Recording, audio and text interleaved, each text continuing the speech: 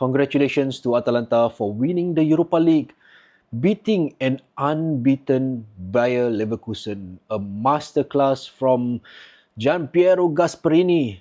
He countered Xabi Alonso's build-up from the back by going for a man-to-man marking. Every Atalanta player marking a single man, disrupting Bayer Leverkusen's build-up from the back. Atalanta winning the Europa League means that, if Atalanta finishes 5th in the Serie A, that means Italy will have 6 teams in the Champions League next season.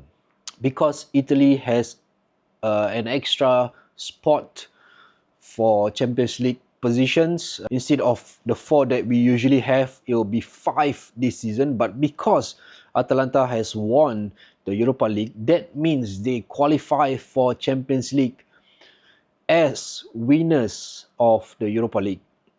So that means that extra spot will have to go to a 6th place team in the Serie A, which at this moment is Roma. If Atalanta finishes in the top 4, then the 5th team will still get to play in the Champions League, but not the 6th team.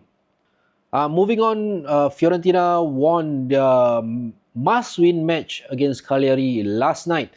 That means that Fiorentina has secured European football for the 3rd season in a row. At this current moment, they'll be playing in the Conference League once again next season. But if they somehow manage to win the Conference League this season, which is happening midweek next week, then that means Italy will have 9 teams in Europe next season. Most likely Fiorentina is going to finish in 8th position because Lazio is not going to lose their last game of the season. Fiorentina finish 8th and wins the Conference League. That means they get to play in the Europa League. So as it stands right now, as of this recording,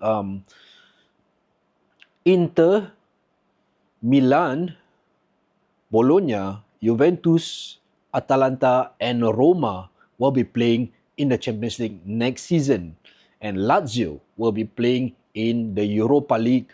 And if Fiorentina wins the Conference League and finishes 8th, that means that they will join Lazio in the Europa League, while Torino, who is in 9th place, will play in the Conference League.